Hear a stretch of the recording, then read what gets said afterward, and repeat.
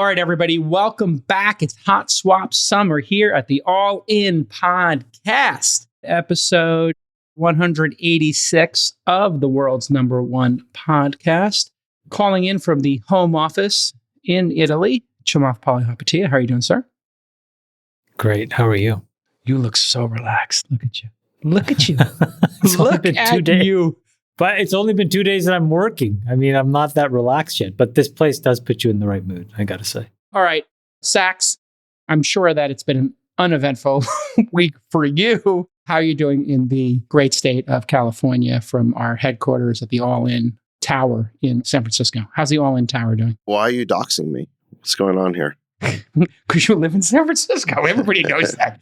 All you have to do is look for the protests. Follow the protesters. You'll find Sax. Also with us, of course, from the Ohalo headquarters. Is that backdraft, Rupert? The house is on fire. The house is on fire. But house you're referring to Which America. house? Which house? America? Yeah, which one or of the your Democrats or Biden's house? There's a What- political party. You can interpret it as you wish. Oh, okay. There you Your go. butt? Interpret Is it your as butt on fire? Did you have some bad Indian food? Did you hit the taco truck? What happened? There's a heat wave in the West right now. He stopped at the taco truck. The West is on fire. The West is on fire. Okay, Dr. Doom. If you want to come to the All In Summit, now in year 3, we've got a ton of programming updates, but the tickets are going to sell out. We just released another 100 Jason, tickets. I'm sorry, you have a fly like attacking your head right now. You look like Mike Pence. Jesus, is it a Mike Pence moment? It's a Mike Pence fly. It's a Mike Pence fly, yeah. It is a Pence moment. Oh, God. Or it could be like a Biden moment circling the dead. Oh, God, that's too dark. That's pretty dark. It's pretty dark. Okay, 3, 2. Let your winners ride. Rain Man David Sack. And instead, we open source it to the fans, and they've just gone crazy with it. Love you, Besties. Queen of Quinoa. For folks who are interested in meeting the other lunatics who listen to this pod, if you have no money and no budget, you can come to one of the 50 meetups that are currently happening around the world next week on Thursday, July 11th. Go to allinpodcast.co/meetups. Allinpodcast.co/meetups. You can host or you can join them. It's for $0.0. Now, if you're doing well, you got a little extra cheddar and you want to get together at the All In Summit, that's in September. We held back 400 tickets according to Freeberg, who is running the summit now. He's released 100 this week, so get your applications in. And if you are trying to score a ticket or a speaking gig, just don't email me. Email Freeberg. Freeberg, any updates on the content? People want to know what's on the docket. We're definitely going to be talking about the changing landscape of American politics. So we are going to have some representation there to have that conversation. We're going to be talking about the future of media. We're going to be doing some really cool technology deep dives in areas like robotics, age reversal, eVTOLs, and talking a lot about AI meets enterprise software. So we have a number of, the leading enterprise software CEOs joining us for conversations on that front. So it's shaping up to be really amazing programming. Like Jason said, we held back 400 tickets from the initial batch, and we're going to release 100 this week. So put an application in. We're trying to be selective, and it's going to be amazing. The parties are going to be awesome. All right. Really excited how it's coming together. You're doing some bird of a feather dinners, I understand, this year, some new concept. Can you explain that to me? The first night of the summit, we've rented out a bunch of great restaurants around town in LA, and we're putting people together for dinner at all these different restaurants. And then the parties are nights 2 and 3, which are going to be, beautiful. Everybody. It's going to be great. Everybody comes to the parties, but that first night, everyone comes to the dinners, everything. Yeah, it's going to be great. So we're trying to create more space for people to meet each other. I know that's been a big thing in the past in the meetups and at the summit is people love meeting other folks in the community. So yeah, smaller groups. So the dinners will be 200 people or something like that. You can expect a couple hundred, depending on the location. Yeah. Yeah. And then the bigger parties will be everybody, 1,800 people. So where do people apply for this? It's at summit.allinpodcast.co. Okay, there you go, folks. And you can come to the free events, or you can come there. All right, just usually when we do the docket, I pursue a mullet docket. I do the business first and the party in the back. But man, we got to start with Washington. I've never supported the mullet strategy. I know that. You've been anti-mullet from the beginning. You want this to be a political show. No. I never said that'd be a political show. Exactly. I always said we start with the biggest, most topical issues first. And it could be business or it could be politics. Correct. You were discriminating against the politics. You were insisting that it be a business issue, even if the business issue wasn't relevant, topical, or interesting. Here we go. No, I was not. I think you're talking about Friedberg. Friedberg was the one. That's true. It mostly came from Friedberg. Who was right? Pod. Who brought the ratings of this pod to a whole new level? Yeah, Friedberg. Me, who brought the MAGA lunatics? Who built this thing? Who built this? Me. Vlad from Robin Hood. He's the guy who did it. Vlad from Robin Hood. Shout out to Vlad. did it. By the way, I mean, the ratings of this pod hit some sort of new stratospheric level. Not just with President Trump interview, but last week. Whatever. I mean, the point is, last week was, I think, the most crazy week in the history of politics, and it's only going to get crazier. So let's start off with Hot Swap Summer. You heard it here first, or maybe not. Hot Swap Summer continues. Previously, historically, if you wanted to understand who's winning an election, you'd look at the polls. Not perfect, obviously. Some of these polls still call landslides, yada, yada. But then people built models, obviously 538, all this kind of stuff. But it seems that this year and this election cycle, people are really focused on prediction markets, aka betting markets, and where we're looking at them in real time. And obviously, people have skin in the game. So I'm interested in the panel's take on the sharps on these platforms. And if you think that they're more accurate than, say, some of these polls or the aggregators of polls. But Kamala Harris is now the favorite to be the Democratic nominee, according to one of them. So just let that soak in. In the last 24 hours, VP Harris's chances of being the Democratic nominee have gone from 18% to 50%. At the same time, President Biden has dropped from 66% to 28%. There are a bunch of long shots, moonshots in there. Newsom, Michelle Obama, Gretchen Whitmer, all in the 8 to 12%, but they were low single digits prior to last week's debate. As you can see in the chart, Biden and Harris were about even this morning. The taping of this is Wednesday, July 3rd. But the New York Times reported that Biden told an ally he's considering dropping out. So we should note a White House spokesman said this is absolutely false. But this is the money chart from, I think, Poly Market.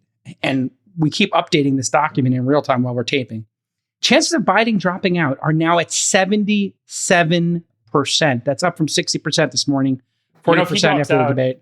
After we record the show, we have to do before we publish. It's going to be a whole. Well, I don't think he's going to do that because he is scheduled to do a sit-down interview with George Stephanopoulos.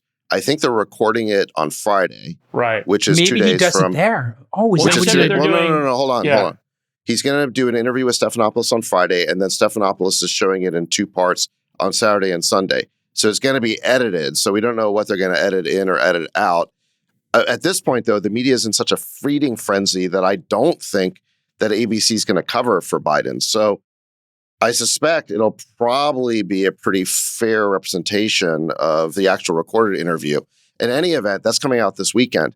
I think the Biden presidency basically hinges on this interview. If Biden can show that he's sharp and he's responsive and not senile, and presumably he's going to sit down and do this at the best hours of the day, right? They can't make that excuse anymore. So is that before nap time or after nap time? Right, exactly. So I'm sure he can do this at a time when he has the good stuff. I think if he knocks it out of the park, maybe he can quell all of this speculation. But if not, if it goes poorly, then I think he's done.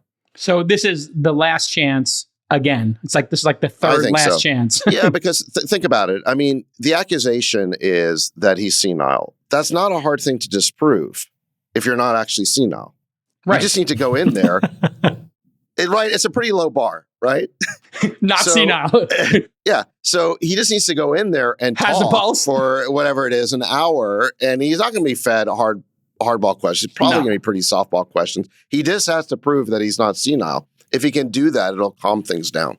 Stephanopoulos generally does a good job. He's not a sycophant. I think he considers himself a legit journalist and will actually. Well, he'll throw some fastballs. I think. Well, this is his Woodward and Bernstein moment. I mean, like if Stephanopoulos wants to go into the Hall of Fame, this is his opportunity. Absolutely. If he throws the high heater to Biden and basically is the one that delivers the coup de grace, then his name will be in history alongside Biden for that But reason. think about it. That's think the about the correct strategy. analysis. If you're the Democratic Party leaders and you are evaluating who to choose to replace Biden, the first thing you do is you have to double down on Biden. Because if you were neutral to negative on Biden or passive, it's immediately interpreted as he's being swapped out, and then you don't have time to pick the right candidate. In order to have the time to pick the right candidate, you have to first double down on Biden, be really declarative that he's our candidate, put him on media, put him on talk shows while you were figuring out who's going to replace him and what the strategy is to get that person to win. So there's a chance that what's actually going on is a little bit more of a structured strategy around find the right candidate, set up the right program to get them elected, figure out how we're going to move the $120 million that we raised from Biden over to whoever this new candidate is. Which is going to You can only move it to Harris. You cannot move it. You cannot move the entirety of that budget. So anybody you've got to put together a real plan. You can't just do the hot swap. You've got to have a plan for the hot swap, which means in the meantime you've got to buy time. And the best way to buy time is throw Biden forward and be like, hey, look, this guy's going to go do media. He's still our guy. You're correct that they're buying time, obviously, while they try to figure this out. And the powers that be, which powers that be? The Biden camp, which is not the political machine. It's his literal family, Hunter, Jill, etc. What they're actually doing, and this will be the next Nostradamus prediction that'll come true, is they're going to do Nostradamus. I didn't have time to get a whole. All I heard was lick my anus. Nostradamus. It's NIS, not NUS. So Nostradamus prediction coming in here hot. Here's what will happen, Freeberg. They are going to do all caps locks. All caps locks. Alert. Must credit Nostradamus. They're going to do a Democratic primary speed run. Here's what's going to happen. They're going to do 5 debates in 10 weeks. And then whoever wins, wins. Kamala, he's going to resign. Kamala becomes president. Kamala gets to run in the speed run. She gets to speed run like everybody else. Dean Phillips gets to come in. Everybody speed runs it. They take over the media. The media will go crazy over the summer. Massive ratings. Boom.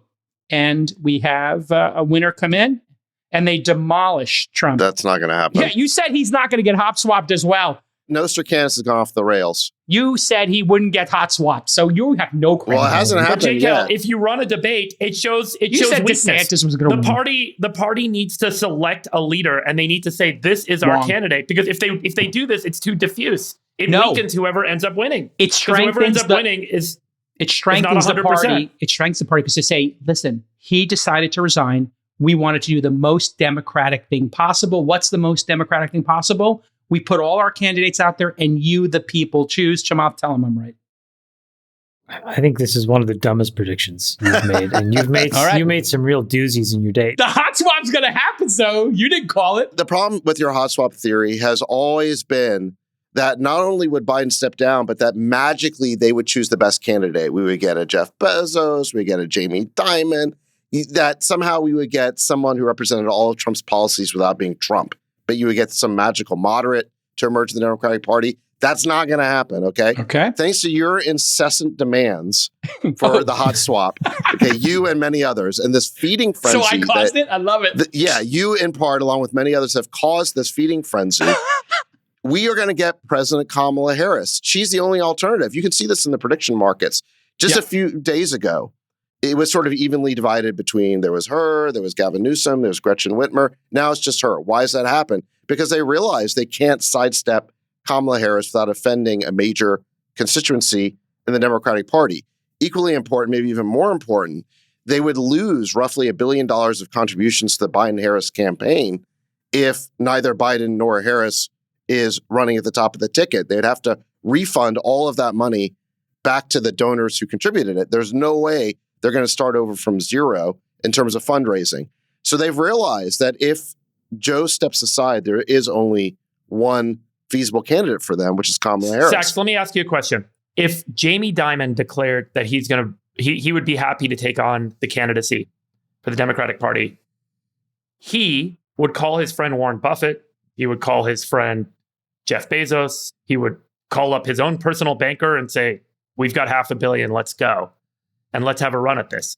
There are certain folks that are outside of the typical political spectrum that might actually have a shot at doing the extraordinary here and stepping up and doing exactly what Trump and others that support Trump don't want to see happen, which is a candidate that can actually challenge Trump on the merits of their experience, on their values, on their capabilities as leaders, as executives, and on their past performance. And I think that someone like that might be the strategist's kind of move to say, this is the one thing we can do that can defeat Trump, because we all know from the polling that Harris doesn't stand a shot. We tried that 4 years ago, and you're missing the history, which is Mike Bloomberg tried that exact same thing. And there was one word that was said to Mike Bloomberg, and his candidates imploded. And it was the word billionaire. So the idea that you're going to get some other billionaire that all of a sudden is less hated. I mean, Mike Bloomberg has done so much good, quite honestly. And so if he can't kind of escape the scarlet letter of the B word, I don't know how anybody else is going to. But here's why. Bloomberg ran against other Democrats. This is a person that is running against another billionaire, which is Trump. And so if you have two people who are now on equal footing, and it is the Trump versus how does the non-Trump how does this person get through the Democratic people in this country, I suspect, let him cook. Go for it. Bro. You're operating under the charming delusion that the Democratic Party cares about democracy.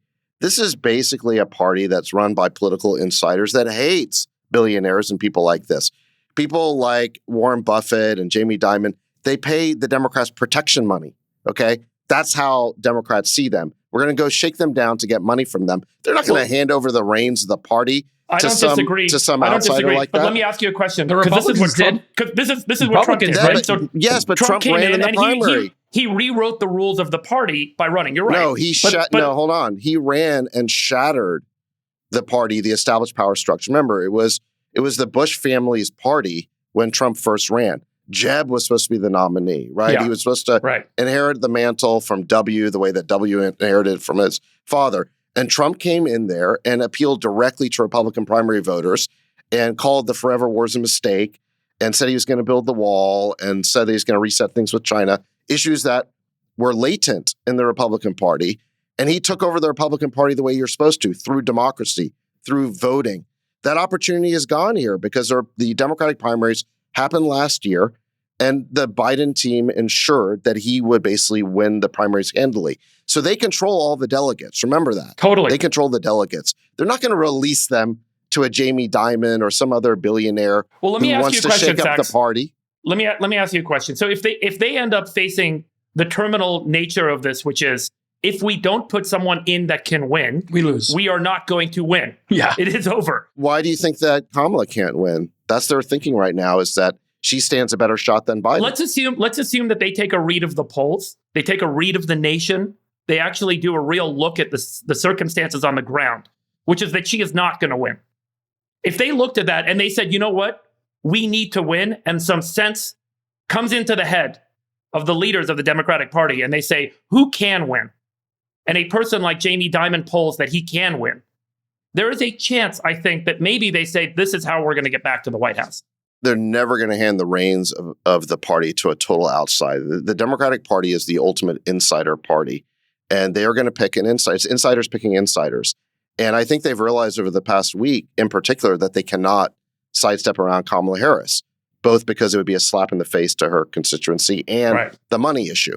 So it's Kamala or bust for them. It's either Kamala or Biden. I think it's a really good point. What we'll see is just how rational the Democratic Party leadership is. Are they going to continue to play based on insider first principles, or will they actually take a first principles point of view on how do we win the election? And I think it will be very revealing about how the leaders of the Democratic Party think based on the decision they make. And their donors free. Well, I don't know if that's true, because I actually think that there's because the donors are fleeing the ship, right? Yeah, there's a rift between the donor class and the Democratic Party leadership. Correct. And I think the donor class doesn't want to lose. And by the way, Sachs, what you're saying is probably right, but I think it could actually end up being a signal that there might be a change in who the donors end up supporting the next go around to realize a leadership change in the Democratic Party. Look, what the prediction markets are showing is that it's not going to be a free-for-all. It's either going to be Harris or Biden. I mean, that's what the prediction markets are showing, and I think that's fundamentally right.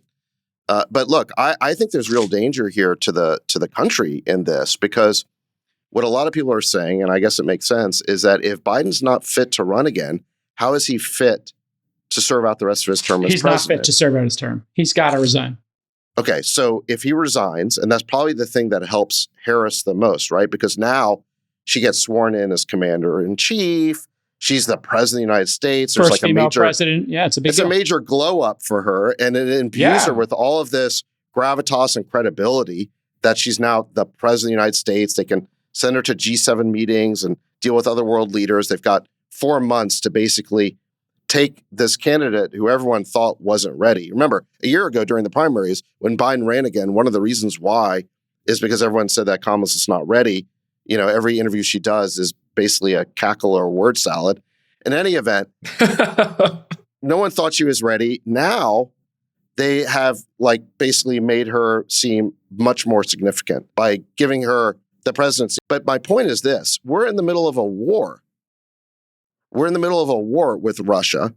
Just a week or two ago, We are? We're in the war, or we're providing weapons? both. A week or two ago, American cluster bombs were used to kill Russian civilians sunbathing on the beach in Crimea. Okay, our weapons are targeting killing Russian civilians. The Russians, in response to that, said, we are no longer in a state of peace with the United States. They did not say we're in a state of war, but they said we're no longer in a state of peace. And the Russians have indicated that they may escalate horizontally by giving advanced weapons to our enemies. For example, they've talked about giving cruise missiles to the Houthis. Okay, so all of this is happening right now in real time on the world stage. And you're going to remove Biden, who, look, I don't like Biden's policies, and I don't think he's compos mentis for more than a few hours a day. But I would still rather have Biden as commander-in-chief for the next 6 months than take the risk of putting Harris in there, who's inexperienced, who's a lightweight, and who might want to prove how tough she is. Let's get Chamath in for the final word here. Chamath, your thoughts on what's going to happen? Make your prediction between now and September. What do you think's the mid game here before we get to the end game? I honestly don't know, but I think that we're in a precarious place where things are going to get worse. Biden actually approved private contractors now going into Ukraine and starting to fight. Americans will be on the battlefield as of, I think this was just a few days ago. If you remember the movie Wag the Dog, I think that it starts to create all these weird scenarios where people will want to create major distractions to try to keep the evidence and the attention away from this core issue that after the debate, everybody is focused on. And I think the reality is that if any of you were accused of being mentally incapacitated, what you would probably do is go on every single talk show, go on every single news show, go on every single podcast. Press conference. You would just do so much public-facing work so as to completely dispel this idea so that you could firmly say it was a cold, although now this week it's jet lag. It was jet lag. Debate prep, the time of day. Whatever it was, you'd be able to just completely take the wind out of the sails. I think we're still getting only a controlled dribble of information and access to the President of the United States. So he's going to be on Stephanopoulos. He's going to show up for a NATO meeting. And so you're only seeing dribs and drabs of somebody who now a lot of people think is not in a position not just to run, but let alone run the country. You said last week, Democratic Party will have a meaningful reset. Still thinking that, Chamath? The issue that the Democrats will have to face is the person that they probably want to run is someone different than Kamala Harris. And the problem that they're going to have to confront is there's a part of it which is fundraising. And I do think that David's right. There was an article in the FT where one of the op-ed writers said they're in this sort of identity politics trap in sorts because they will have to run her no matter what. And even if somebody did show up with the financial wherewithal, and I think Freeberg actually brings up a really interesting thought experiment. If there was somebody that could take the Democratic mantle, who could completely self-fund their campaign, but he happened to be just a white man, what would the Democrats do relative to Kamala Harris? And I think that they would be in knots around what to do. Because of the identity politics issue. I think they have made it an important issue, this idea of inclusiveness as they've defined it. Got it. So it sets up for, I think, a very complicated summer. Yeah. The other thing you have to keep in mind is how the Electoral College works and how the ballot system works is that you don't have infinite time. You have to get all of this wrapped up and cinched up by the middle of August at the latest. And so we're very much on like a 4 or 6 week shot clock. And I don't think the Democrats are doing what they need to do in order to completely take the wind out of the sails of this narrative that Biden is not prepared or capable. And the only way that you can do that is by having him appear 24/7 in real time in front of hundreds of millions of people as often as possible. And they're just not and doing it. so since they're not doing it, they had ample time to do it. He's obviously. And by the way, probably the other problem that it creates is that you're starting to see some of these fissures inside of the team. There was a really charged article from Axios that dropped, which basically said that there are 3 people that have cordoned off access to the president. It named that was weird. Joe Biden, Ann Tomasini, and some other person. And my initial thought when I read this was, other than Joe Biden, who's a recognizable person, I had no idea who these other 2 people were. And I thought, that's really precise for somebody like that, who has inside access to all of these sort of insiders, to put that article out. So I think you're starting to see the sort of leaks and the fissures. Yeah. And then that's sort of this next phase that will make things a little bit ugly and contorted. Let me ask well. one question here, because we got to move on to the Supreme Court stuff. Sachs, 2-part question. One, is there a chance that he has had a diagnosis already and they're covering that up? And 2, if they covered up something like that, what is the ramification of it? Because it's clear to everybody he's in cognitive decline. It's clear it's been a couple of years of cognitive decline. No. That was asked of KJP in a press conference yesterday. Yes. And she was very explicit. No. And the reason that she can doesn't know. She doesn't know.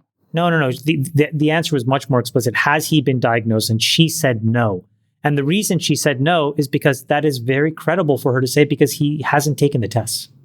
Okay, so that's your theory. Look, it was obvious now for months, if not years, that there's been a huge cover-up of his cognitive decline.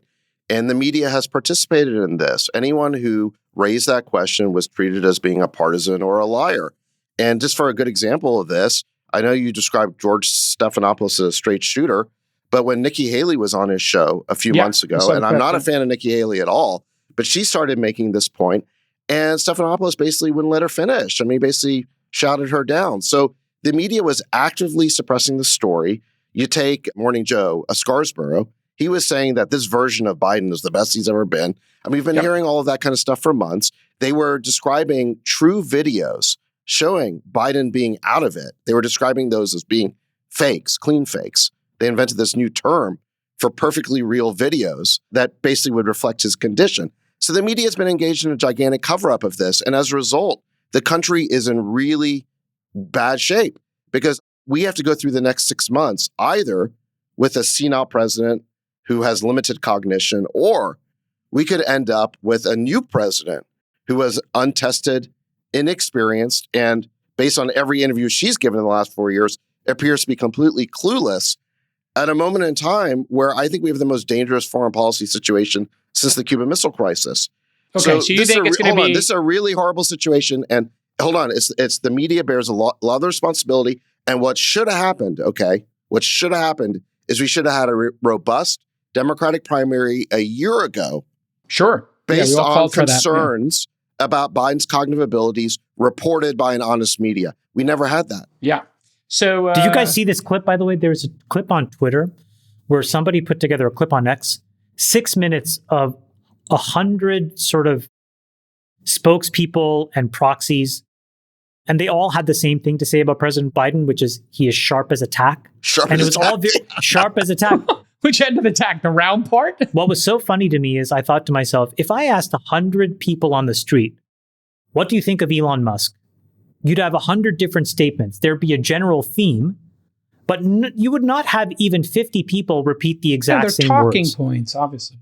And so you have this funny situation where 100 different people were basically saying the exact same talking point. So it's not even a point of view. It was just something that they were told to say by somebody else. And that, to your point, both sides. Sachs is the real issue, which is that you don't really have an honest media here.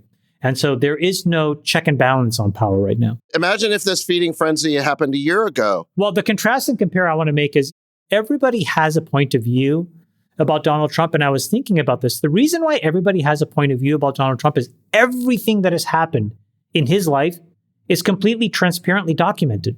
There really is nothing hidden at this point. And so you have a point of view because you've been given all of the stuff, right? And there's endless amounts of new stuff that come out about the old stuff. And so you know. And that's what's so interesting. You have the ability to come to your own decision, and it's not packaged through these filters. Yet with President Biden, I think it's so constrained and controlled. And I think you have to understand and appreciate that cognitive decline, let's assume that he isn't for the sake of the United States. But if he is in it, it only gets worse from here. And it compounds and compounds and compounds. That is what happens. And so not only do you have to wonder what the next 5 months are like, what does it look like in 18 and 24 and 36 months? That is a really important issue here. Clearly, Biden can't serve a second term. But the question is, what do we do now? And I got to say, it's amazing to me that the Democrats are not considering the one option that is kind of obvious, which is you let the man run the most dignified campaign he can. He's the candidate you chose, and Satire Sachs is back. Here he is. No, this is not satire. This is not satire Sachs. The real problem here is the Democrats refuse to lose. They want to cling to power however they can. They refuse to let democracy just work. Democracy working would be to do the speed run. I have a question. What would you do with the money? Would you just not spend it then and just save it? Well, this is really interesting. So there is an analog. Okay, in 1996, Bob Dole was the Republican candidate for president. And quite frankly, he was too old. He was seen as a relic. Clinton was fairly popular. And it was pretty obvious that he was just a loser and he was going to lose. Did the Republicans engage in shenanigans to try and fix the situation? No. They just accepted the inevitable that Dole was going to lose. And what they did is they pulled financing from his campaign, at least in the final month, and they redistributed it to House and Senate candidates. And actually, they did better in the House and Senate. They held on to the House and Senate. I think they lost a few seats, but way less than they were expecting to. And they kind of ran on a campaign that, you can't trust Slick Willie. So keep us on, split the ticket, and keep us on as a check against him. And it actually worked fairly well. It was the best the Republicans could do. But frankly, they let Bob Dole run a dignified campaign. My advice to the Democrats would be don't have Biden resign. Doing a shakeup right now. Democrats, listen to Sachs. There's your political counsel. No, if you're a Democratic Party, listen to Sachs. Right now, when you put an untested, unexperienced, clueless president in there who's going to want to show how tough she is and bring in her own team. Nobody wants Kamala. Of this dangerous situation, let Biden run a dignified campaign and lose. My advice to the Democrats is to embrace an outsider, give the people what they want, freedom of choice, freedom to elect a leader, and bring someone in that falls outside of the traditional political spectrum, that does not want to hold public office because it's not their career. They can bring money to the table, they can bring credibility to the table, and they can win votes and compete effectively against Trump. If your goal is to retain the White House, Kamala or Joseph Biden, names. Give us two names. Jamie Dimon, okay. Bob Iger. Give us a second name. Bob Iger, yeah, it's a great one. Jamie Dimon and Bob Iger. You know what you're doing right now? Another great one, yeah. It's called wish casting. You're doing wish casting. Sachs, I'm not speaking about realism. I'm speaking about what it would take to win. Yes. If they actually want to have a shot at winning, someone that could win a popular vote, someone that could actually win votes away from Trump, because you can't introduce someone like Whitmer or Moore this late in the season when no one in the United States knows who the heck this person is. Yeah. But when you have someone with credibility, with economic and business success, with executive authority, with capital and connections into the Democratic Party, but isn't part of the political machine that you and many others in the Democratic Party are now starting to hate, let's go. You have an opportunity to actually win. Yes. And if they were smart and they got their together, they would say, you know what, it's time for a change. Just like the Republicans had to do when Trump stepped into the party. Use the Republican playbook. Brilliant, Freeberg. Brilliant. Okay. Well, you guys better have a magic lamp with a genie in it, because that's the only way this is going to happen. Well, listen, I'm just trying to keep the show fresh. Okay, here we go. Next topic. Here we go. Freeberg gets the final word. Here we go. I'm giving Freeberg the final word. He had the best take. I'm giving Freeberg the final word. Oh, you're pulling your McNeil Lira. Absolutely. Yeah. Okay. Here we go. There were 7 rulings and a bunch of SCOTUS activity over the last week. But these are really important, consequential decisions. We are going to talk about 3 of them. And I'm going to try to get through these quickly. Obviously, you could talk about these for hours and people will be, doing case studies on them for a long time. But let me try to do this quickly so we can get everybody's take on them. The first one I want to talk about is net choice. This is the content moderation cases that you may have heard of. There were two very controversial laws passed in Florida and Texas in 2021 in the wake of January 6th. The Florida law, if you weren't aware of it, and I don't suspect most people are, would cover platforms with over 100 million monthly active users or 100 million in annual revenue. In other words, they're targeting X, YouTube, Facebook, Meta, those kind of sites. And they would require those platforms to notify users if their posts are removed or altered. And the platforms would have to make general disclosures about their operations and policies. In the Texas law, it was very similar for platforms over 50 million monthly active users, and it would require them to notify users whose posts were removed and provide an explanation of why, all that kind of stuff. Both of these laws were challenged in court in 2021. Just to give you an idea, like why I think the conservatives were upset about this. Obviously, Trump being suspended indefinitely on Twitter, Facebook, and other platforms, or the labeling of content like we've seen on our own channel on YouTube. NetChoice is a tech industry group, includes Facebook and YouTube and the parent companies of those. And they sued to block these two laws. Justice Kagan, a liberal, wrote the unanimous decision. Obviously, no dissensions here. And the majority held the editorial judgment and the curation of other people's speech is a unique, expressive product of its own, which entitles it to First Amendment protection. So just to give you an example, if you wanted to create a social network where you can't be anonymous like LinkedIn, you can do that. If you want to do something like Twitter X and have anonymous accounts, you can do that as well. If you want to create a social network with adult content, you can do it. Or like Zuck is doing on Threads, interestingly, they are downplaying political content. Obviously, other platforms amplify political content. So let me, and so the end of all this in terms of how the court handled it is they offered some guidance and sent the cases back to the lower courts to clarify a bunch of stuff. Just to keep this brief, Chamath, what are your thoughts on this? Obviously, some of the ideas here, like letting users know why they were banned or why content was taken down. I think the overwhelming majority of users would like to have that. But is this the government's role? I'm not enough of a legal scholar to know the details of this case, except to say that when the entire court goes in one direction, it's probably because this never should have been brought to the court in the first place, and they're giving a very clear message. It wasn't even ideologically strained to figure out what the right answer should be.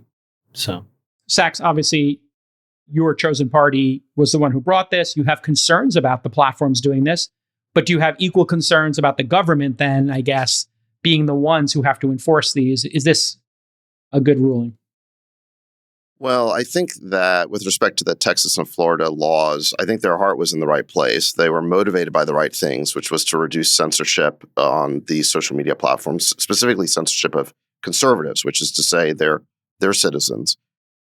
But those laws probably were overly broad, and they infringed on the free speech of corporations, because I guess corporations get free speech too. And basically what the ruling says is that content moderation receives the same First Amendment protections as any other kind of speech.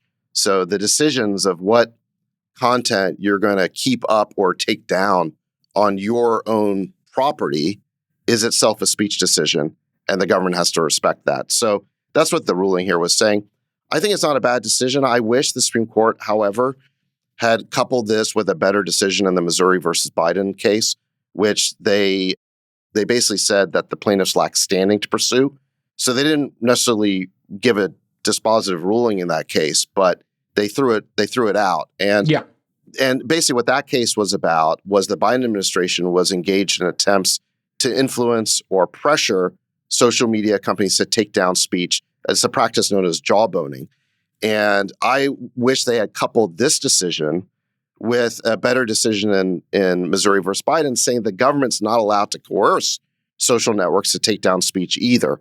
And they refused to do that. So I wouldn't say these are like the greatest set of decisions with regard to free speech that the court's ever done. I hope that they will come back in the future once they find a plaintiff with the right standing to address that issue. Yeah, that's a key issue. Freeberg, your thoughts? Yeah, so I've said for a long time, we've obviously had conversations about Twitter and shadow banning and some of the other activities on what are typically called social media platforms. At the end of the day, these are all, as I've shared in the past, my belief is they're all content companies. They have a choice as executives and as editors of those companies to decide how to editorialize the content on their platforms. They can choose to create content with writers that they pay on staff, like a newspaper might. They can choose to create content with actors and directors that they pay to create novel video series for them, like HBO might. Or they can choose to make content creation available to third parties that don't get paid, like users. And at the end of the day, what they choose to do with that content and how they choose to display that content is up to them as an editorial platform that is ultimately creating content for other consumers. I don't view that user-generated content platforms are a right of the consumers to have access to share their thoughts. They have the internet to do that, and they have many other places that they can go to create blogs, to create websites, to do whatever else they want to do to express themselves. But to have a technological platform that lets them submit content that then the editors get to decide how and where they show that content, I think they should understand, because it's in the terms and conditions when you sign up. So I don't believe in social media platforms as utilities, and I don't think that the government should have any role in deciding what is or isn't on those platforms. This goes both ways. I think that the companies should decide what kind of platforms they want to have, whether they want to have free speech that allows inappropriate content or content that might be offensive, or whether they want to have a highly moderated platform to make it more broadly available or appealing to users. It's entirely up to them.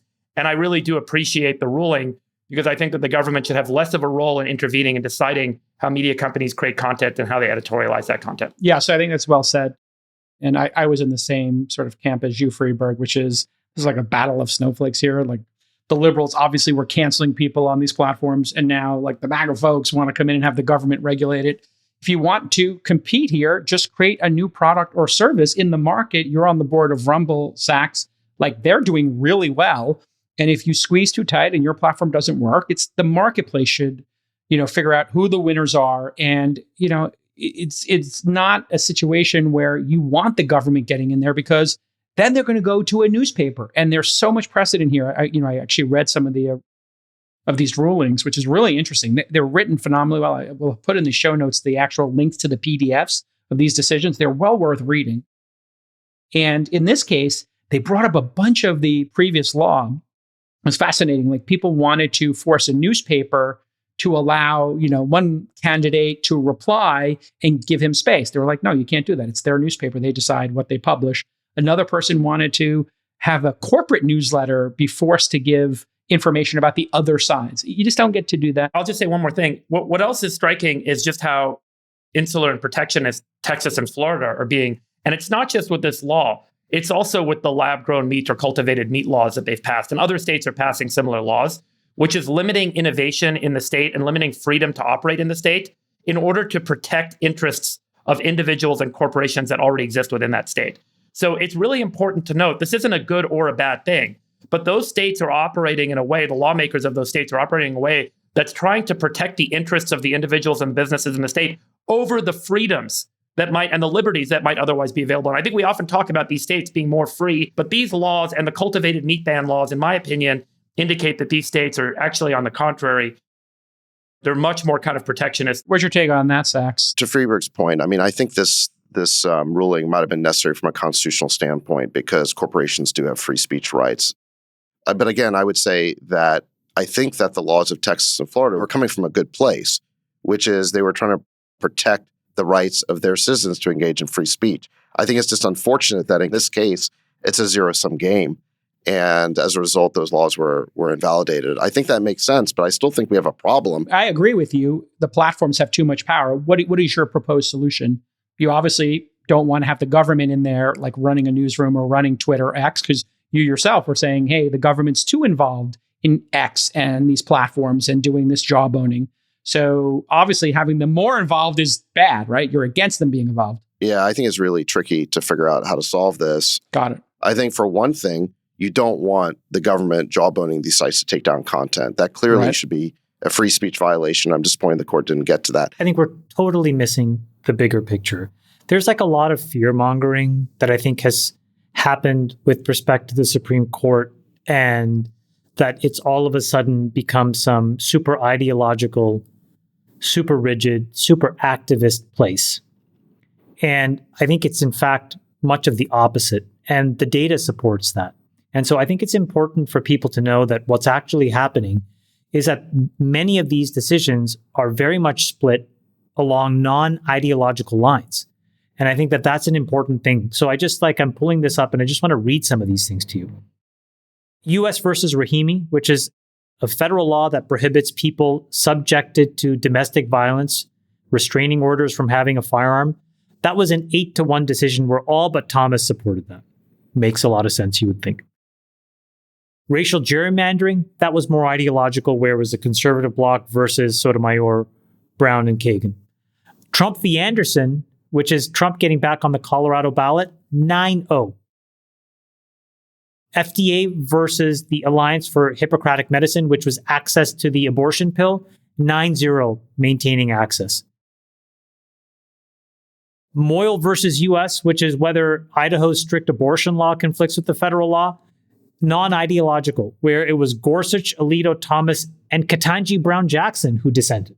So it goes on. And I think what's so interesting about all of this is that I had thought that this was not like what it was. What I thought what had happened is Trump stacked the Supreme Court. All of a sudden, we were ripping all these laws apart, this long-standing sort of doctrine of what has passed. But yet, I think what's actually happening is people are pretty thoughtfully pushing the responsibility to the states. And I think that the court's decisions are relatively unpredictable in the sense that it's not just a conservative bloc versus a liberal bloc. I think that's the real story. And when you unpack a bunch of these decisions in that context, that's what's so interesting to me, is like these are pretty nuanced decisions that get at the heart of a lot of key important issues happening across non-ideological lines. The Jan 6 one, Ketanji Brown Jackson was the Biden appointee that basically supported this thing that may throw out 200 plus convictions for Jan 6. And Amy Coney Barrett was on the other side. This is an unpredictable Supreme Court. I think they think for themselves. They seem to be independent. And I think they're coming to their own conclusions. That's the only thing to take away from the distribution of the votes. That should make people feel a little bit better. So I think this next ruling is the most important one. And I think it will be the most important one that we've seen with this new court that has 3 of the 9 justices placed by Trump, to your point, Chamath. And this one is seismic. The Looper versus Raimondo decision overturned Chevron. Okay, so this one takes a little explaining. The court overruled a landmark 1984 decision in the Chevron case from 40 years ago. For context, the original ruling created the Chevron doctrine, where the government and federal courts generally defer to the stances of federal agencies unless Congress has written specific laws on an issue. The 1984 ruling upheld the EPA's interpretation of the Clean Air Act. It's very influential. This has been cited by federal courts over 18,000 times in 40 years. It was overruled in another 6-3 decision where the justices voted along party lines, Chamath.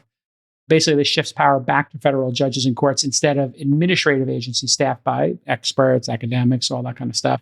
In the majority opinion, Roberts, conservative obviously, said the Chevron doctrine violates the Administrative Procedures Act, a federal law that directs the courts to review actions taken by federal agencies. He also pointed out that the courts are regularly expected to deal with technical questions, so this should not be considered beyond their ability to scope. Kagan, a liberal, wrote a critical dissent. She said the agency staffed with scientists and experts are more likely to have the expertise to make these decisions rather than the judges. She also pointed out that the system had been functioning for 40 years, and this ruling will create a massive, quote, jolt to the legal system. Chamath, get in there. Do you remember when President Biden tried to pass the budget 2 years ago and he was 1 vote short and Joe Manchin ended up putting it over the top, but he negotiated what was a redo of a bunch of regulation. And he was promised that there would be this regulatory overhaul that happened. And that was sort of why he had decided to vote for that budget bill. It ended up not happening. So the reason why I think he had saw that and he discussed this is that there are so many businesses that now suffer from the regulations of these agencies because when the agency enacted that regulation, it was just a different time and place.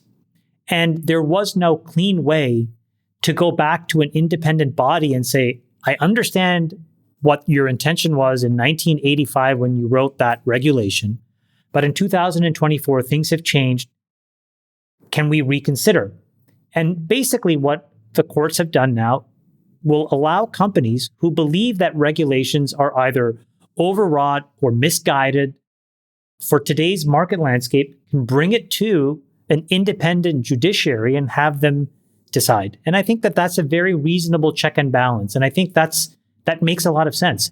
Folks can pass laws.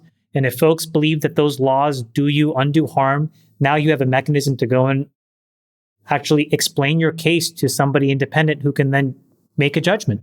I think that that's a good check and balance. Freeberg, I know this was the one you most wanted to talk about. What's your take on this end of the age of experts and throwing things back to the court? What will be the practical ramifications I don't know of this? How much experience you guys have had dealing with federal regulators. You have a lot more than I think all of agencies. us. Yeah. And I've worked across a number of federal agencies in businesses I've been involved in. And I can tell you it is, as I'm sure you would expect, there's a lot of bureaucratic morass in these agencies. And if you think about it, it's because the agencies are effectively, under the Chevron doctrine, vested unlimited authority to create rules and regulations that they then determine are meant to represent the laws that were passed by Congress. But more often than not, those rules and regulations begin to bleed outside of the lines of the intention of the laws when they were passed. And this is because those agencies, by creating new rules and regulations, this isn't some I have a subversive reason for doing this, but these agencies have an incentive for creating more rules and regulations because they then get to go back to Congress and ask for more budget and hire more people and grow the importance and the scale of their agency. This is the natural kind of organic growth that arises in any living system, and any organization of individuals is also a living system and has the same incentive. It wants to have more resources. It wants to get bigger. It wants to do more stuff. It wants to be more important.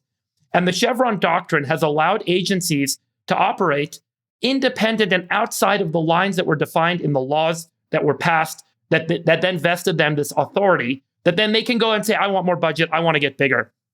And I'm optimistic that this ruling will limit the agency's authorities and limit their ability to create more bureaucratic overhead, more headcount, more individuals that need to now go and administer the rules and regulations that they themselves create. And so I'm actually very optimistic and hopeful about this change. Now, the downside, the negative to this, is that there are a number of really important regulatory roles that agencies have come to play that never got passed as bills, like environmental protection rules. And there's a negative consequence that will arise to some degree with respect to health of the environment, health of people, et cetera. But I think net, Congress needs to do its job. It needs to go back to session and it needs to sit down and needs to pass laws that really clearly define what is and what isn't going to be legal going forward. And then the agencies operate strictly within those bounds. So to recap, it could get a little messy, but it's a better, healthier system because this system has become super bloated over 40 years. That was my take on it as well. Sachs, what's your take on this? This feels like a huge win to me. What do you think? Well, I agree with that, and I agree with what Freeberg said. Look, when this decision, the Chevron decision, came down in 1984, at the height of the Reagan Revolution, conservatives actually liked it. They praised it because we were coming off a period of an activist court, the Warren Court, and they thought that shifting power from the courts to the agencies would actually be a good move. Well, it turns out it completely backfired. Chevron, when it came out, was not a widely noticed decision. Since then, it's been cited 18,000 times by federal courts. It's turned out to be enormously important and influential. And the reason for all those citations is it's the courts deferring to the rulemaking of an agency. What Chevron basically says is as long as the agency's interpretation is reasonable, or you could say not unreasonable, then the agency can basically promulgate the rule. And what this has led to is an orgy of rulemaking by all these federal agencies.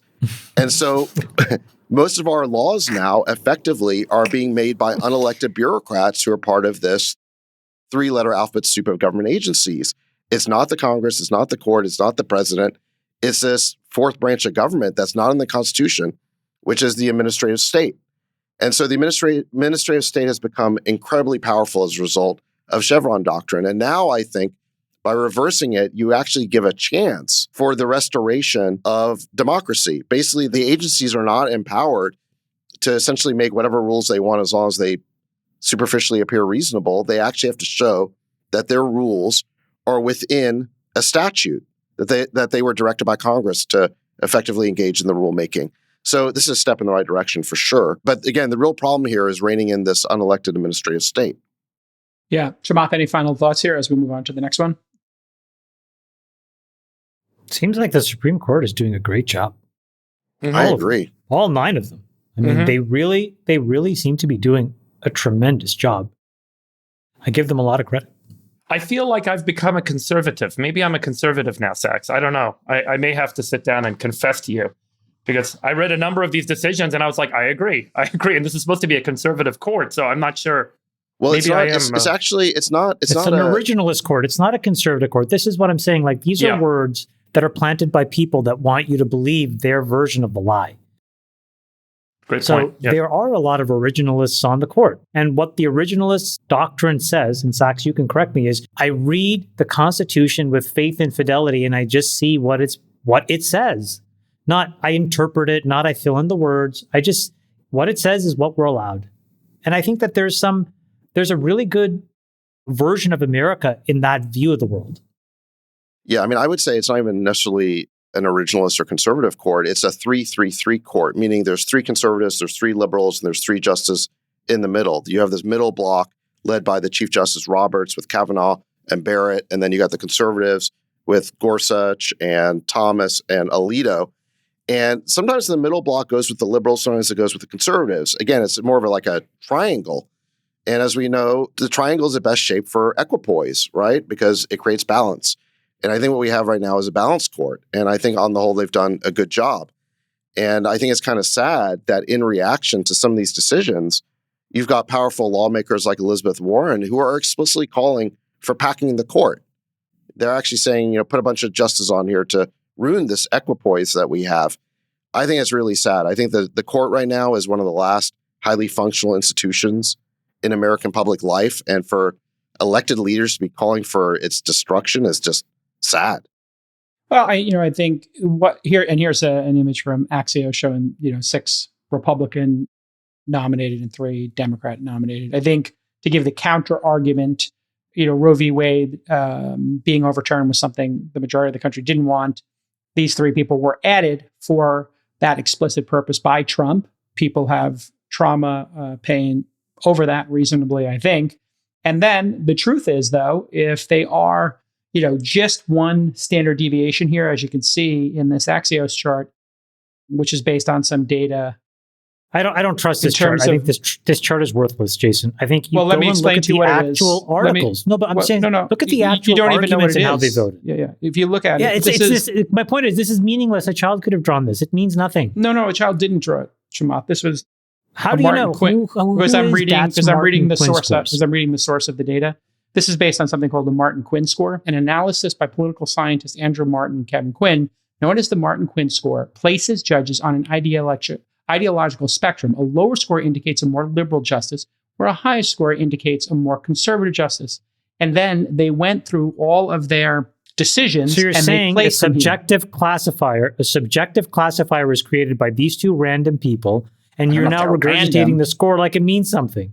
No, I think it's an interesting way. It's an interesting chart to discuss, to understand a little bit of their leanings. What I would encourage anybody to do is to look at the actual substance of the decisions and the votes. And what you will see is that people are not as easily predictable as that chart would show. And I think that's what's important. Okay. I think that chart supports exactly what you just said, Sachs, right? Yeah. I mean, not exactly. I mean, again, I view it as a 3-3-3 court. A lot of other people have written about that, and they've got their own diagrams and charts to show that. Look, I think it's a court, like I said, in equipoise. I don't think it's partisan. I think it's being reasonably fair. I don't agree with every single ruling. Like I said, I would have liked to have seen a different result in Biden v. Missouri. However, I think on the whole, they're doing a good job. And it really should be a scandal that you've got powerful lawmakers explicitly calling for the court to be packed. I mean, that would be a disaster, right? Because you have 9 justices, which is a good number. You try to increase that to 13, then the next time the Republicans have control, they're going to increase it to 15 or 21 or whatever, and pretty soon we're going to have 100 justices on the court. You'll ruin it. Really, 9 justices should be a constitutional requirement. We should just fix it at 9 and not mess with that. So it's just scandalous to me that you've got politicians who are reacting to reasonable decisions by saying that we need to pack the court. Okay, quick hit here. This is an important story for you, Chamath. SCOTUS also agreed to hear a case on the limits of online porn in its next term, which starts in October. The law in question was passed by... Will it impact incognito mode? Because if it is that, You're in trouble. The law, it's just... I think there's a... did you flee to Italy, or are you...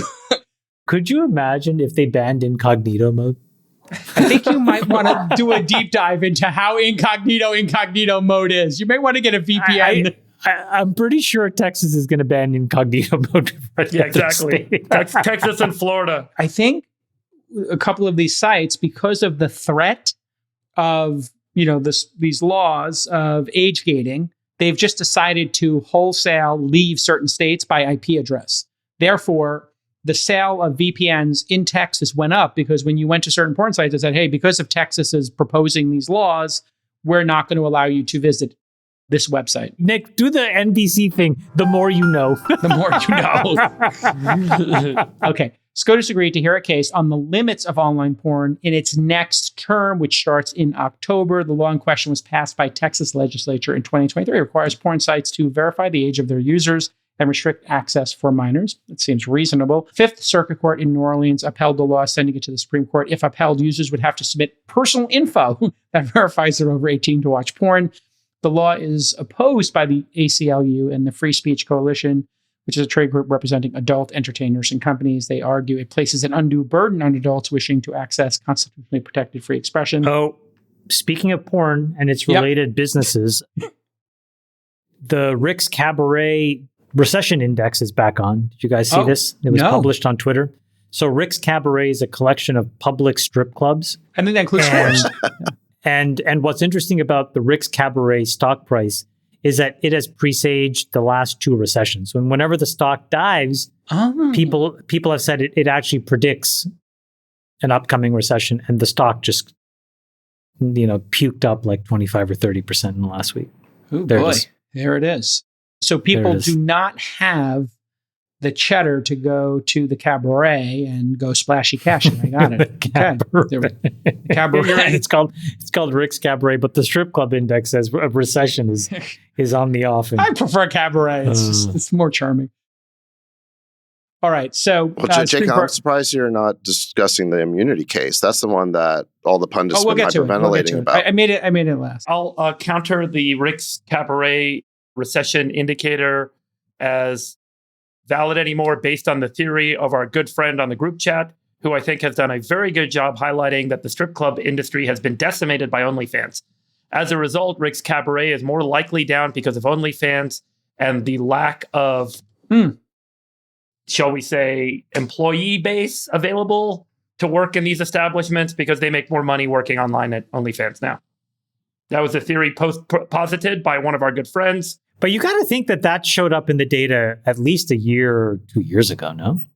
Because how long has OnlyFans been around? A long time, I'm guessing. Well, right? but I think it peaked during COVID because, you couldn't go to a cabaret. Right. If you wanted to take in a cabaret show and have a bottle of champagne at a cabaret show, you couldn't do it.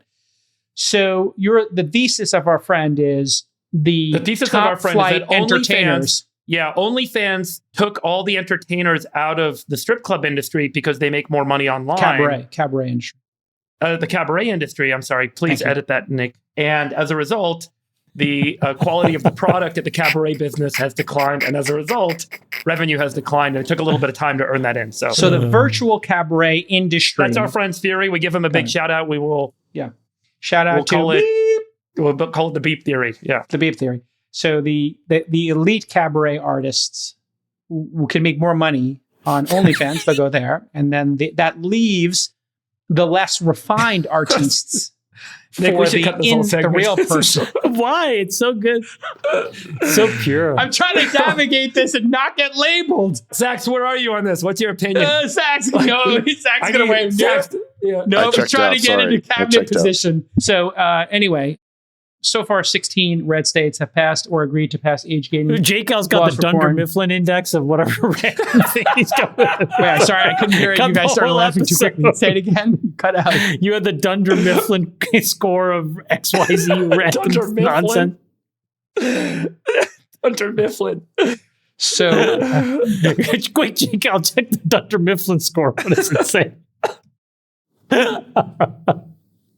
I don't understand the Oh Dunder my Mifflin score. Didn't you Oh, is ever that from watch the- The Office? I don't watch Yeah, The The Office. Office. Oh, my okay. God, Sorry. J-Cal, what is wrong with you? You would I love never The got Office. into it. You I gotta never watch The got Office. into it. But I've yeah, probably watched it like 4 times. that's the It's paper so company good. where they work. Yeah. Yeah. Apparently, we've had a huge victory for Trump in the immunity case.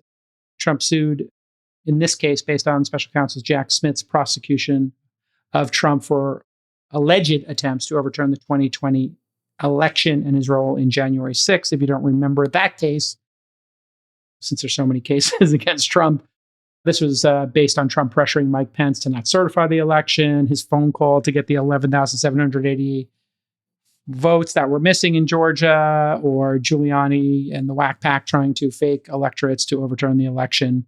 Trump argued that he should be immune from prosecution for acts committed while he was president. SCOTUS ruled 6-3 along party lines that former presidents can't face prosecution for actions that related to core powers of their office. And Official. that That was the term that they used. core powers of their office, and that all official acts receive at least the broad presumption of immunity. Here's the quote: "Under our constitutional structure of separated powers, the nature of presidential power entitles a former president to absolute immunity for criminal prosecution for actions within his conclusive and preclusive constitutional authority, and he is entitled to at least presumptive immunity from prosecution for all his official acts. There is no immunity for unofficial acts that would be outside the duty of the presidents." Chief Justice Roberts emphasized that the decision doesn't necessarily mean presidents are above the law. In her dissenting opinion, Justice Sotomayor wrote that under the new ruling, criminal law can't be applied to presidents even if they misuse their office for personal gain. She wrote that if the president orders the Navy's SEAL Team 6 to assassinate a political rival, he is now insulated from criminal prosecution. Another quote: "The president is now a king above the law." She closed with this line: "With fear for our democracy, I dissent. Notably, this breaks the tradition of closing with, I respectfully dissent." So Trump's attempts to overturn the election results case now hinges on whether Trump's conduct was private or related to his official duty. For example, the lower courts now have to determine when Trump pressured Pence to not certify the election, if that was an official business of being president or not, or when he called Georgia and said, "Hey, can you find me 11,000 votes? Was that official duty or was it outside his duty?" President Trump has already cited the immunity ruling in requesting a New York judge throw out his conviction in the hush money case. The sentencing for that was pushed back from July 11th to September because of this ruling. Sachs, there's your raw What do you meat. think, Have at it. J-Cal? Well, J-Cal, what do you think? I'm really curious what you think. I mean, I read I'm halfway through the original PDF, and I do think the president needs immunity, obviously, for conducting business. And then I do think if they step outside the lines, they should not have immunity. And then the devil will be in the details here. And that's what courts and juries exist to do. So when he told Mike Pence to not certify the election, he's obviously not doing that as part of his duty as president. When he called Georgia to get the 11,000 votes, he was not doing that. That's why he had outside counsel there. That's why he hired Giuliani and the Whack Pack. What do you think? What do you think of Sotomayor's hypothetical of using SEAL Team 6 to kill a political rival? Well, You think that he would be immune from anybody would be immune from prosecution for that? No, that seemed a little bit hysterical. And actually, that came up in the discussions. I actually listened to the audio version of this when they were doing the Q&A, basically. And I think you listened to it too, Freeberg, when it talked about it. So yeah, I think the devil will be in the details here and how they execute it. Obviously, you need to have immunity if you're going to, I don't know, take actions, to assassinate Osama bin Laden, right? Or whatever it is. But, it is a bit concerning, this concept of being able to shield the president when he asks, I don't know, the attorney general to do something illegal. So these are the details that are going to need to be worked out here. And obviously it's a split decision. So the Supreme Court themselves can't agree on this. I think that there's just so much we don't know about what it takes to be the president of the United States. The example that I gave you guys in the group chat is like, look at the whole Iran-Contra affair. How complicated was that? Can any of us really understand what all of the interplay was when Ronald Reagan decides to work around a weapons embargo, sell weapons to Iran, take money, funnel it and fund the Sandinistas? In the middle of all of that, there was a huge cocaine trade that was kind of enabled or supported. I mean, how do we know? I think there's just a lot of latitude that you give to the one person that you elect to be president. And so maybe it's just a good reminder for all of us that we are electing one person. We cannot be electing 5 or 6 people. We're not electing a shadow cabinet. We're electing one person. And this is just a reminder of how much power that one person has. Zach, do you have thoughts? I think this was an easy decision. All the majority did was codify explicitly what has long been presumed, that presidents enjoy broad immunity for official acts that they undertake in the exercise of their constitutional authority and the duties of their office. It was established decades ago that presidents enjoy broad immunity from civil lawsuits. So it's already been the case that presidents can't be sued civilly. Well, criminal liability is even harder to prove. So if you have the broad immunity from civil, you should have broad immunity from criminal as well. And the Supreme Court, I think, had never ruled on criminal immunity because they never had to. No former president's ever been subjected to the type of lawfare that's been deployed against Trump, who also happens to be the political opponent of the current president. So I think it's a shame that the Supreme Court has had to rule on this. Did they get every detail right? I don't know. I don't know what it means for the future. However, I know the reason they're doing it, which is we've had this unprecedented lawfare against Trump. And that's why they've been forced to do this. So ultimately, I think this is the right decision. No, it does not authorize drone strikes against the president's political enemies. That's insane. It does not make the president above the law or a king. And I think that Roberts, in his ruling, said that the key things. He said that the dissent's position in the end boils down to ignoring the Constitution's separation of powers and the court's precedent, and instead fearmongers on the basis of extreme hypotheticals. And then he says that the dissents overlook the more likely prospect of an executive branch that cannibalizes itself with each successive president free to prosecute his predecessors, yet unable to boldly and fearlessly carry out his duties for fear that he may be next. I think that's really the key line here, is that you're posing all of these insane hypotheticals instead of recognizing the practical reality that if you don't give presidents immunity, then the next president's going to prosecute the old president, and future presidents will be hamstrung in doing this very important job that's already difficult enough. So I think that this was just a necessary decision. There was no way around it.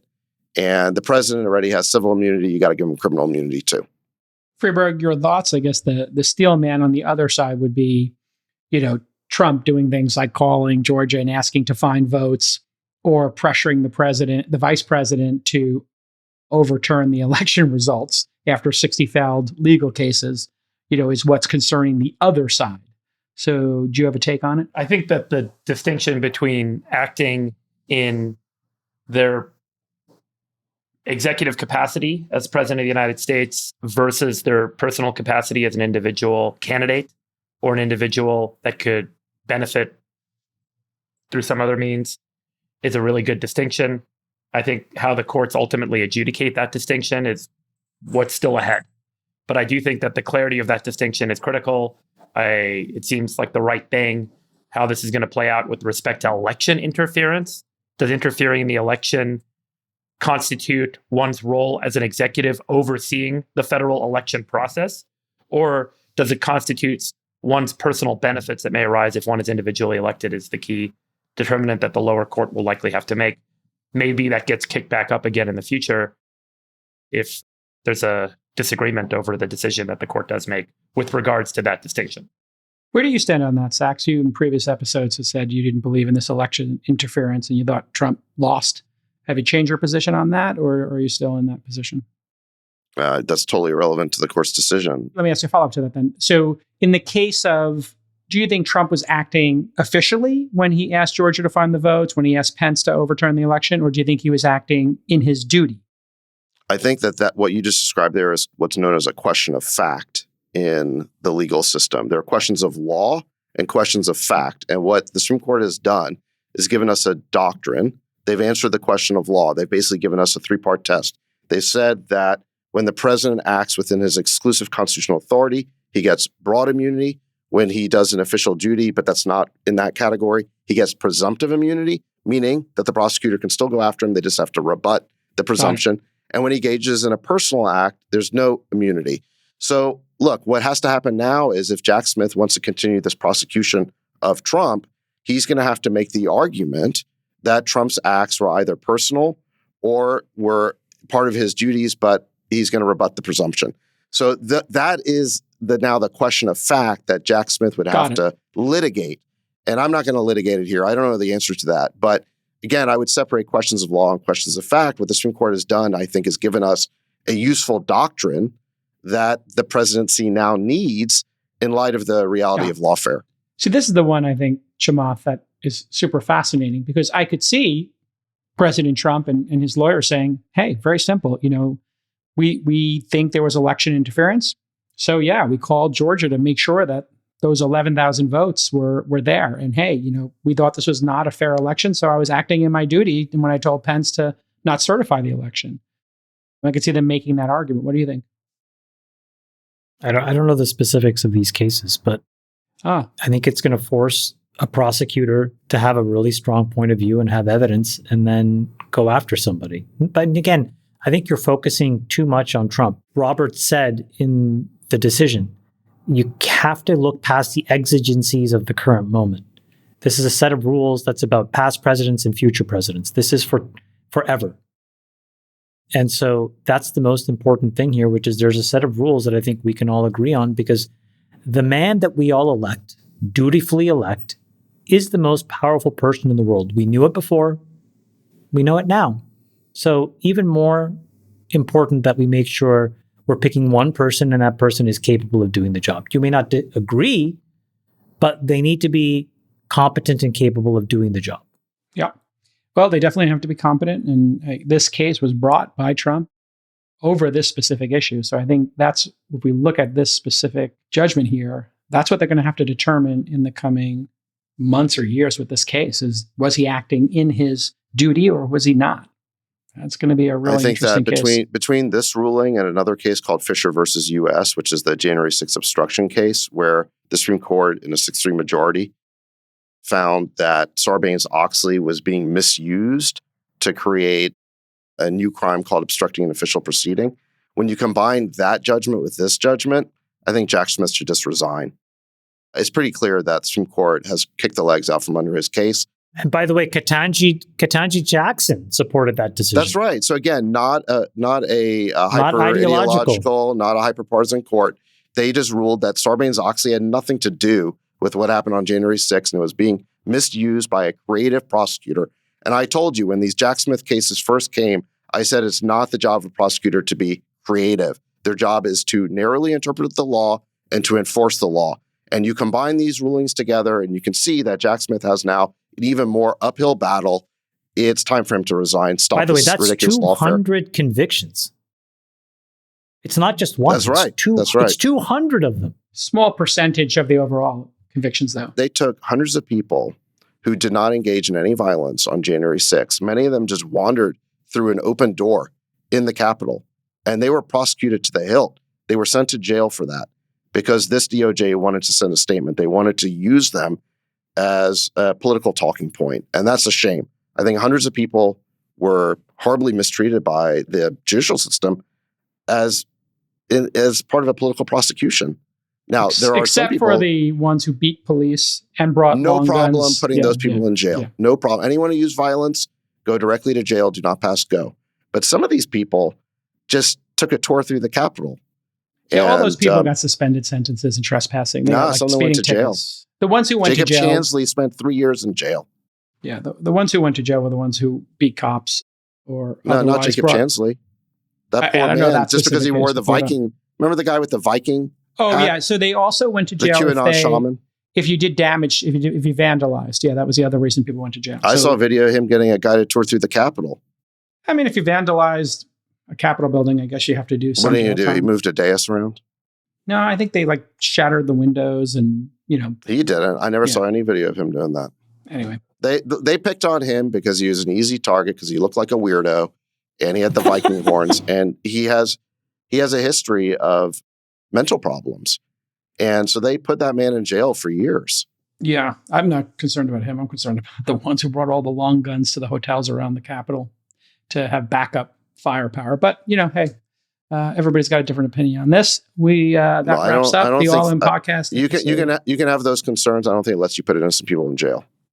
Yeah, I think that you can hold both of those ideas. I don't think anybody innocent should go to jail, and I don't think the Oath Keeper should have brought guns to the Capitol. Okay. They didn't. They brought him to Virginia, just to be clear. Yeah, they brought them to the hotels around them. Huge, large caches In of guns, Virginia. correct. Yeah. In Virginia. Yeah, they drove to the Capitol on Okay. January 6th. Anyway, and I'm not brought their defending. guns to the hotel. I'm not defending You're defending them. it? No, I'm not defending them. I'm just Yeah, clarifying sounds that like there it. were no guns at the Capitol because that's No, they were in the hotels that's around the a Capitol. lie. But I don't think innocent people who just wandered through the Capitol should go to jail, and that clearly We happened. agree. We agree they should not go to jail. They should get trespassing tickets. Okay. This is Agreed. episode 186 of the world's number one podcast. Did Biden resign while we were taping? Biden just went on a campaign call and he said, let me say this as clearly as I possibly can, Oh. as simply and straightforward as I can.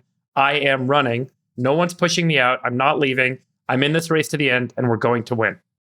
Whoa. I think it's more likely than not that they're not going to replace Biden because the only feasible alternative is Harris and should be worse. And I think it's more dangerous for the country, frankly. I'd rather just see Biden finish out his term than put someone new Even and with Alzheimer's? inexperienced. Even if he had dementia or Alzheimer's?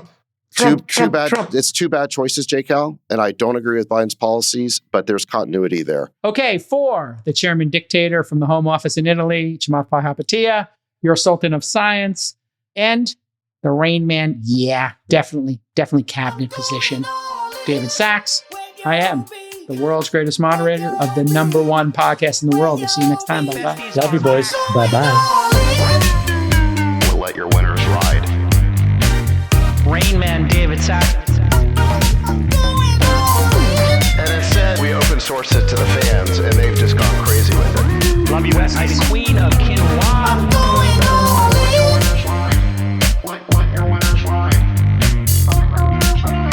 Besties are back. That is my dog taking a notice in your driveway.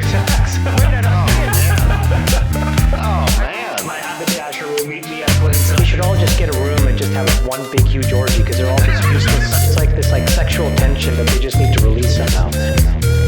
Wet your beak. Wet your beak. What? We need to get merch. Besties are back.